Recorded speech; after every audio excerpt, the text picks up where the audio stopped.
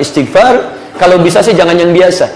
Ya, kalau yang biasa astagfirullah, astagfirullah, astagfirullah itu ada, itu standar. Tapi kalau bisa kita sampaikan puncak istighfarnya, sayyidul istighfar.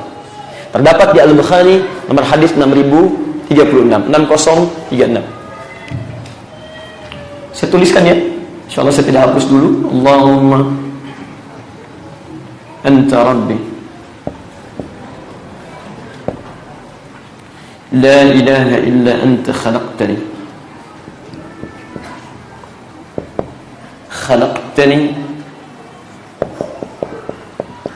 wa ana 'abduk. Allahumma anta rabbi la ilaha illa anta khalaqtani wa ana 'abduka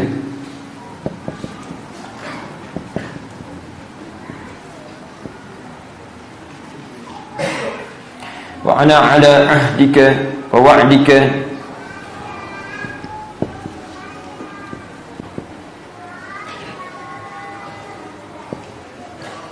wa wa'dika mastata'tu. Ini kelihatan panjang aja karena dituliskan. Kalau dibacakan nggak panjang, Pak. Apalagi kalau sudah hafal. Mastata'tu.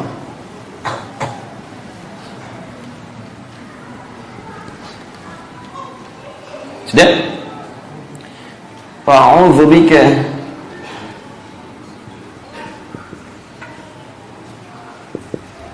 min syarri ma sana'tu.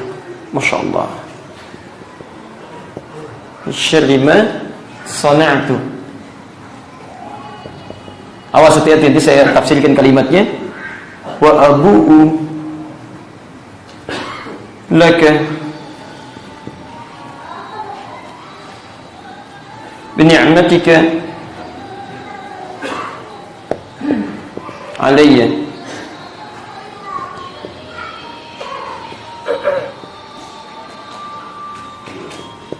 wa abu'u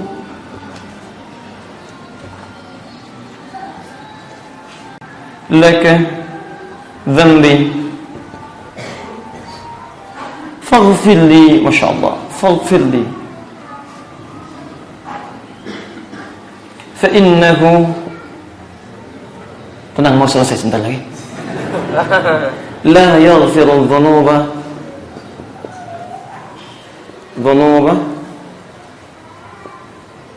illa ant. Sudah sampai sini. Kalau nanti belum hafal, kalau mau baca silahkan. Kalau tidak, tolong pahami nanti artinya. Kita boleh bacakan dengan bahasa kita. Lihat kalimatnya, perhatikan betul ya.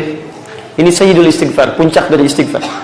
Kalau Anda bisa bacakan ini lalu diserap dengan hati, maka ini jaminannya, Masya Allah. Mohon maaf, jaminan langsung dari Nabi. Kalau orang ini bacakan kalimat-kalimat ini, ikhlas benar bacaannya, kalau dia tertidur kemudian meninggal, kata Nabi, dakhalal jannah, masuk surga dia. Tidak cukup dengan amin, lihat dulu. Lihat. Anda bacakan ini, bacakan dengan benar, pahami artinya, benar Anda bacakannya, kata Nabi, tertidur dia, kemudian tertidur dia dan meninggal, dakhalal jannah, masuk surga dia. Ini puncaknya. Antum ingin masuk surga? Sekarang perhatikan, lihat kalimatnya. Allahumma anta rabbi. Ya Allah, sungguh Engkau lah Rabb. Rabb itu yang merawat saya, menyembuhkan saya, memberikan segala kecukupan, memaafkan, mengampuni, itu Rabb namanya. Allahumma anta rabbi. Ya Allah, hanya Engkau lah Rabb saya. La ilaha illa anta. Saya berkomitmen, ya Allah, saya yakinkan tidak ada Tuhan yang layak untuk disembah kecuali Engkau. Ini pengakuan tauhid dulu, dimulai dengan tauhid. Lihat, khalaqtani wa ana 'abduk. Engkau yang menciptakan saya dan saya hamba-Mu, ya Allah. Ini kalimat adab dari semisal permohonan Nabi Isa untuk memohonkan ampunan kepada umatnya.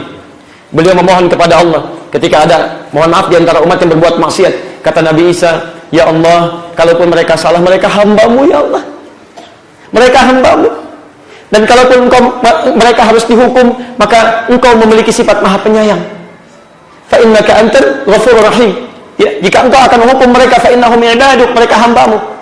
Ya, seolah-olah kalimatnya begini. Saya beri gambaran yang paling sederhana. Anda kalau melihat anak-anak Anda dekat dengan Anda, misal dia pernah berbuat salah, ya, dengan anak orang lain, tega mana dalam menghukum? Hukum anak orang, hukum anak sendiri. Kalau saya nggak akan hukum dua-duanya. Paling diberikan pelajaran buat dia mengerti. Tapi pada prinsipnya, ketika seorang ayah akan marah kepada anak pun, ketika seorang ibu akan marah pada anak pun, kemarahannya akan tertahan oleh sifat sayangnya.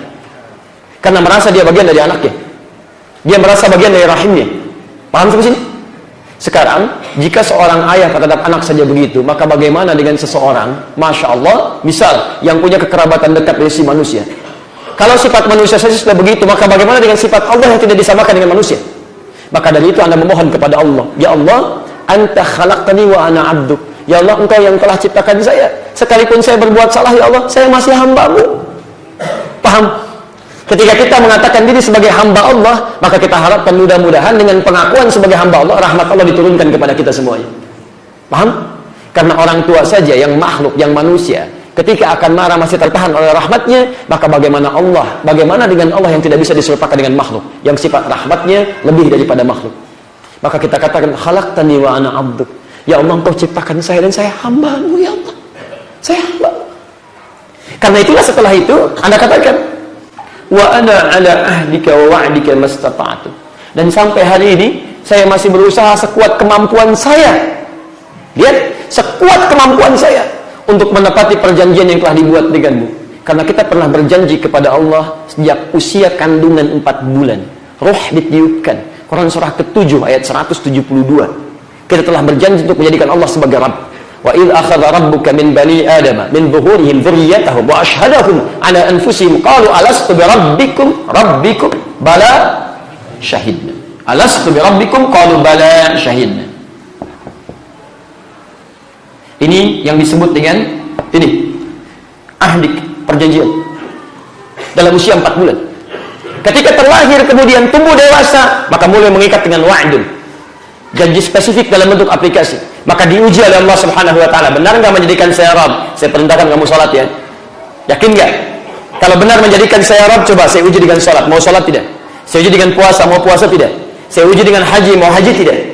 Teman-teman sekalian, makanya muncul kalimat mastata'tu, semampu kita. Karena boleh jadi ada orang sholat tidak mampu menunaikan sholat dengan sempurna. Ada orang puasa belum bisa seperti yang Allah inginkan dan sebagainya. Maka kita katakan, ya Allah, kalaupun saya kerjakan, saya sudah kerjakan sesuai kemampuan saya, Allah. Kalaupun masih ada salah, saya hamba-Mu, ya Allah. Saya masih hamba-Mu. Dan yang lebih berbahaya adalah, mohon maaf, perjanjian ini kemudian kadang-kadang kita nodai dengan berbuat kesalahan yang tidak disukai oleh Allah. Wa'udzubika min syarri ma sana'tu. Maka mulai Anda akui, ya Allah, hamba kembali kepadamu, mohon ampunan. Hamba berlindung kepadamu dari keburukan yang pernah saya perbuat. Syarri itu keburukan yang tidak disenangi. Nah, kalau ada kalimat seperti ini, manusia melakukan perbuatan disebut dengan kata syar, ini seakan-akan memberikan isyarat dia sedang dikuasai oleh setan, atau tidak ada bedanya perbuatan dia dengan perbuatan setan. Maaf, iblis pernah sombong. Manusia ada yang sombong? Maka tidak ada bedanya dengan iblis. Dan siapa di antara kita yang dalam hidup tidak pernah berbuat ini? Silahkan cek.